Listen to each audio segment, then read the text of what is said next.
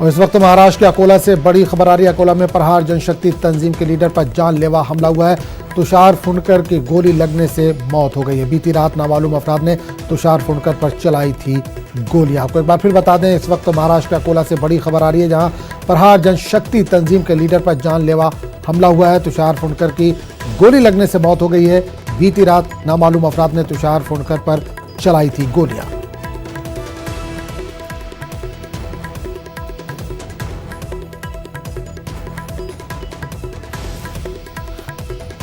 तो इस पूरे मामले पर बात करने के लिए हम सीधे रुक करेंगे अकोला का, जहां हमारे नुमाइंदे रिजवान इस वक्त फुलान के जरिए जुड़ रहे हैं। रिजवान, बड़ी खबर आ रही है, प्रहार जनशक्ति तंजीम के एक लीडर पर जानलेवा हमला हुआ है, क्या है पूरा मामला?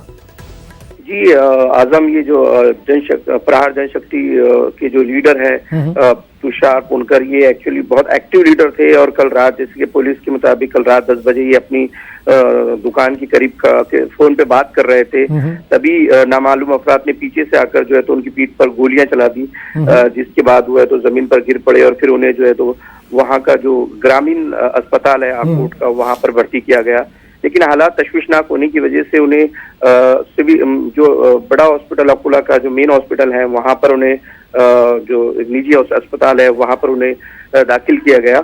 लेकिन रात भर उन पर इलाज चलता रहा और सुबह होते होते उनका जो है तो उनकी मौत हो गई, जिसके बाद जो है तो अब इलाके में और कशीदगी जो है। मामला रात का है, पुलिस जाहिर सी बात है तफ्तीश कर रही है। हमला किसने किया? आपने बताया पीछे से गोली चलाई गई थी, तो हमला किसने किया? क्या अभी तक कुछ इस बारे में पुलिस का कहना है? क्या कोई रंजिश वगैरह थी या कोई और वजह बताई जा रही है? नहीं, देखिए, जैसे मैंने कहा कि जो तुषार फुंडकर थे ये पॉलिटिकली एक्टिव थे और अभी हाल ही के अंदर जिस तरह से शिवसेना, कांग्रेस और राष्ट्रवादी की जो सरकार बनी है, उसमें शिवसेना को जो है तो प्रहार जनशक्ति का जो है तो बाहरी हिमायत हासिल है, जिसकी वजह से कहीं ना कहीं अब थोड़ा सा असर रसूख भी देखने को मिल रहा था। तो हो सकता है ये सियासी रंजिश हो या हो सकता है कोई निजी मामला हो। फिलहाल पुलिस जो है तो इसमें फूक फूक के कदम रख रही है। अभी तक की कोई इस मामले में वजाहत नहीं हो पाई है कि हमलावर कौन थे और उनका मंशा क्या था, लेकिन ये माने जा रहा है कि हो सकता है कि निजी मामला हो या फिर इसके अंदर सियासी रंजिश भी शामिल हो। चलिए रिजवान, बहुत बहुत शुक्रिया इससे तमाम जानकारी के लिए।